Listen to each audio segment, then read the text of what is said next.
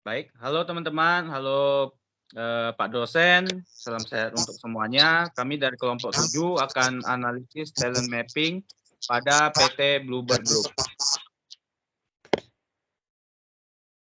Jadi yang pertama dari kelompok kami ada Advan Suwandi, terus ada saya sendiri Jiden, ada Tan Liswan, ada Rikitan, dan Jovina.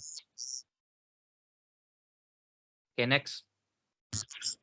Oke, pendahuluan dan masalahnya.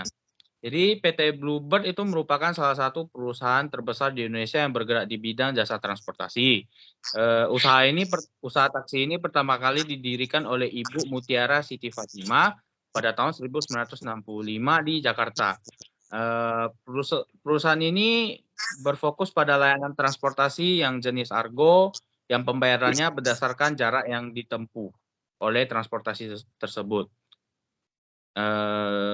Dalam menjalankan usahanya, tentu perusahaan ini akan melakukan perekrutan karyawan dan pencarian tenaga kerja dengan menggunakan strategi talent mapping, talent acquisition, dan talent onboarding. Next. Jadi kita masuk ke talent management. Jadi singkat aja tentang pengertian talent management itu adalah kegiatan yang melibatkan daya tarik sistematis, identifikasi, pengembangan, keterlibatan, retensi, dan penyebaran bakat-bakat yang mempunyai nilai khusus untuk sebuah organisasi supaya mencapai keberhasilan yang berkelanjutan. Itu menurut Gallardo pada tahun 2020. Jadi tujuan utama dari talent management ini sendiri itu untuk mengembangkan top manajemen terbaik untuk menghadapi persaingan bisnis, mencari kandidat eksternal yang baik untuk pekerjaan yang penting, saling mengisi talent antar unit yang berbeda. Itu menurut Sora N. Ratno pada tahun 2015. Next. Oke, kita masuk ke talent development.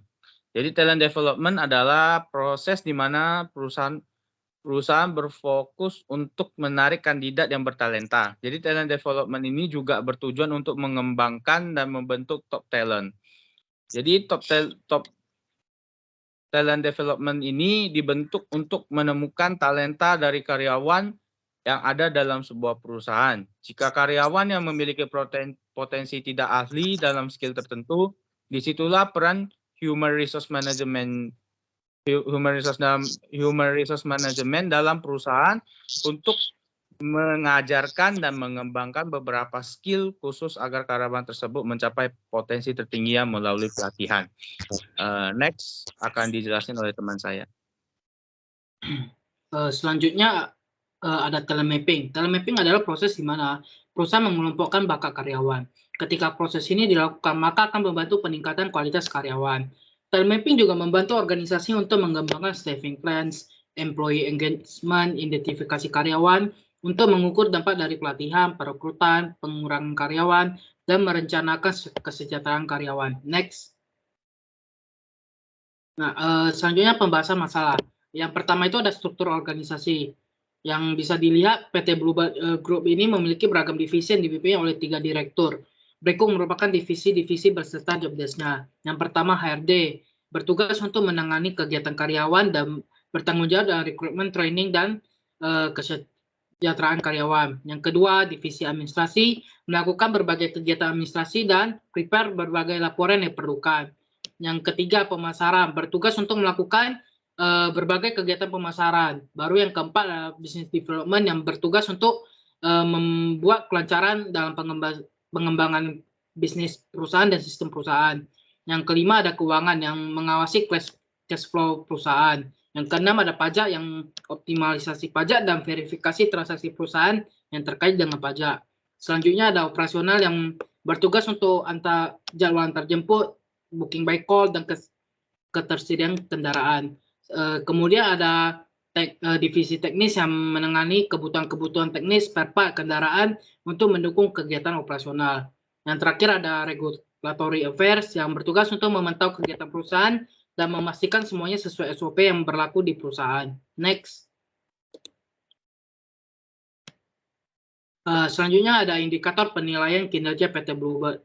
Yang bisa dilihat bahwa ada 5 indikator. Yang pertama ada execution dengan jangka 90-100%. Baru notable contribution 80-89, solid contribution 66-79, 50 improvement needed 50-65%, unacceptable 0-49%.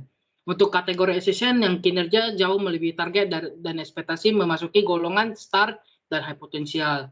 Dan notable contribution yang melebihi ekspektasi terdapat golongan potensial gem dan high performer. Yang ketiga, yang solid contribution yang sesuai dengan ekspektasi perusahaan masuk ke dalam golongan core player dan solid performer.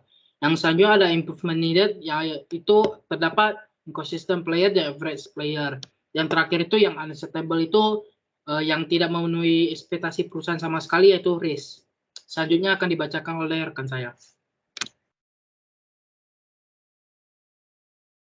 Penilaian kinerja manajer untuk telemapping PT Bluebird Group.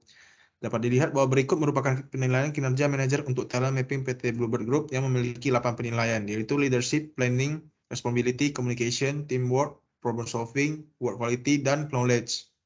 Bisa dilihat bahwa manajer regulator affairs mendapatkan poin paling tinggi, yaitu 0,90. Kemudian manajer HRD, manajer pemasaran, manajer business development, manajer teknik mendapatkan poin yang sama, yaitu 0,84. Selanjutnya manajer operasional mendapatkan poin 0,78. Sudah itu terdapat dua divisi yang mendapatkan poin 0,75, yaitu manajer pajak dan manajer keuangan. Dan yang memiliki poin paling rendah itu adalah manajer administrasi dengan poin 0,68. Penilaian kinerja asisten manajer untuk telemapping PT Bluebird Group. Berikut merupakan penilaian kinerja asisten manajer untuk telemapping PT Bluebird Group yang memiliki penilaian yaitu monitoring, time management, responsibility, communication, teamwork, problem solving, work quality, dan knowledge.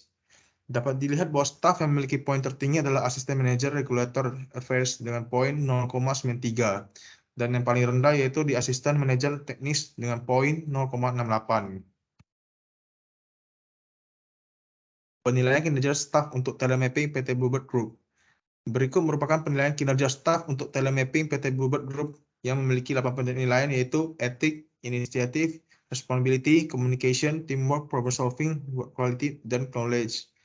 Dapat dilihat juga bahwa semua staf memiliki poin yang beragam dengan poin paling tinggi berada di staf regulator affairs dengan poin 0,90. Kemudian yang memiliki poin paling rendah yaitu staf teknis dengan poin 0,62. Selanjutnya akan dijelaskan oleh rekan saya. Baik, selanjutnya adalah talent mapping perusahaan PT Bluebird Group terhadap manajer. Nah, jadi berdasarkan hasil penelitian yang telah dilakukan, maka dapat ditentukan bahwa untuk golongan start itu terdapat manajer regulator affair, dikarenakan ia selalu memantau kegiatan perusahaan dan memastikan kepatuhan perusahaan. Kemudian untuk potensial gym itu terdapat manajer teknik dikarenakan selalu menangani kebutuhan-kebutuhan teknik dan dibutuhkannya perusahaan. Kemudian untuk high performance itu terdapat manajer HRD, manajer pemasaran, manajer business development, dan untuk solid performance itu terdapat manajer administrasi, manajer keuangan, beserta manajer pajak. Oke, next.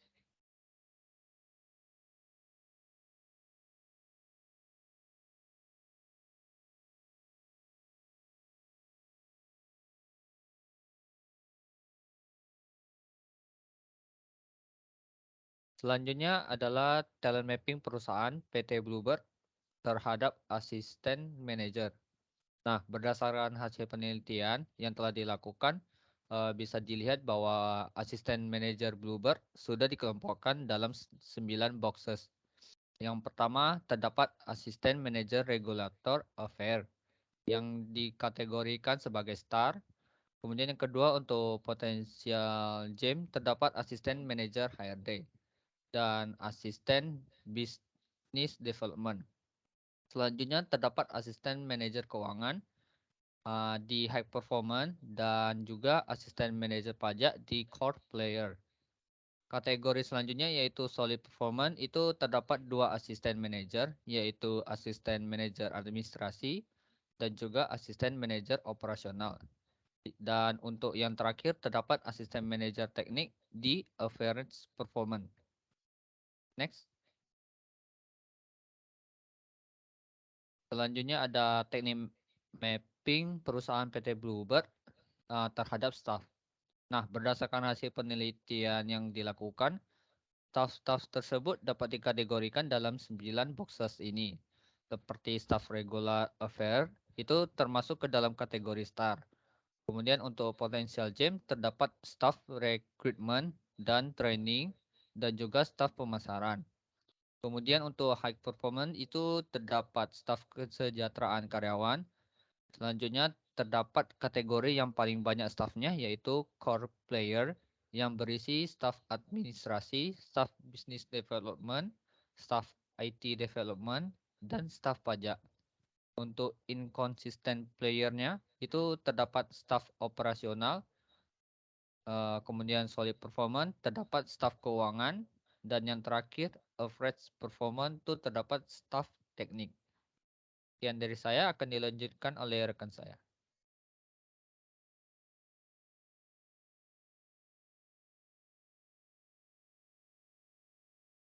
Jadi di sini ada kesimpulan dan saran. Yang pertama itu kesimpulan. Jadi kesimpulan dari kelompok kami bahwa pentingnya melakukan penelitian kinerja pada karyawan yang ada pada perusahaan. Jadi kita dapat mengetahui kelebihan atau kekurangan yang ada pada karyawan. Talent manajemen dapat dikatakan sebagai proses yang melibatkan daya tarik sistematis, identifikasi, pengembangan, keterlibatan, retensi, dan penyebaran bakat-bakat yang bernilai khusus untuk sebuah organisasi untuk menciptakan suatu keberhasilan.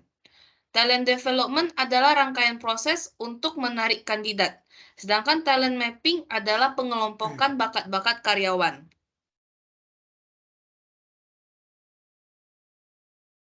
Kemudian ada saran, jadi saran dari kelompok kami, semoga kedepannya PT Bluebird Group lebih memperhatikan karyawan yang kinerjanya masih di bawah dengan tujuan agar kedepannya dapat ditingkatkan lagi sehingga lebih baik lagi.